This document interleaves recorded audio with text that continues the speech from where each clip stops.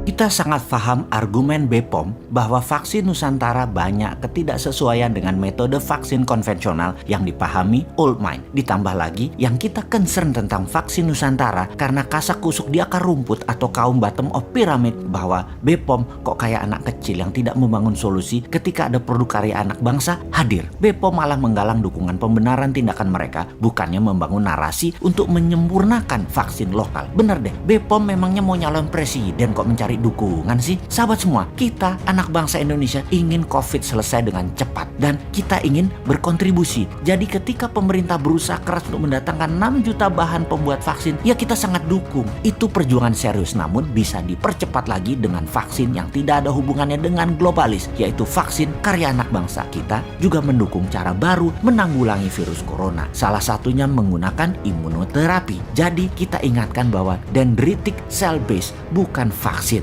Jadi wahai pejabat, kali ini New Mind mengingatkan saja bahwa pendekatannya nggak bisa pakai protokol vaksin konvensional. Bahkan WHO belum punya standarnya. Kita harus improvisasi demi anak bangsa, demi kebanggaan nasional. Parameter kemajuan sebuah bangsa itu adalah berani berinovasi, bukan hanya menuruti WHO dan standar lainnya. Benar, ada banyak hal yang bisa kita kontribusi. Untuk negara jangan sampai kita kesankan tidak nasionalis dan tidak adaptif atas hal yang baru, apalagi karya anak bangsa. Kita semua paham bahwa vaksin itu memasukkan virus yang sudah dilemahkan ke dalam tubuh manusia. Sedangkan dendritic cell adalah sel darah pasien dikeluarkan lalu dipisahkan antara white blood dengan dendritiknya. Ini new mind banget. Sehingga seperti dalam informasi sebelum ini, di mana kita harus menjaga anak bangsa dari permainan globalis yang bisa saja memasang jebakan virus dan serial vaksin di tubuh manusia Indonesia dan seluruh dunia. Strategi para globalis dengan kaki tangannya para broker vaksin akan membuat vaksin menjadi wajib, di mana ternyata vaksin ini jangan-jangan, sekali lagi, jangan-jangan adalah vaksin yang membuat virus bisa mutasi bentuk baru. Sekali lagi, jangan-jangan bisa membuat virus bermutasi menjadi bentuk baru di tubuh manusia. Lalu beberapa tahun kemudian ada jenis baru penyakit dan mulai demam-demam misalnya seseorang, mulai flu-flu, mulai sesak, batuk, lalu datang ke dunia kedokteran. Oh, itu virus baru, Anda harus divaksin anu. Kemudian vaksin ini membuat virus bermutasi jenis baru lagi dan beberapa tahun kemudian akan bereaksi lagi dan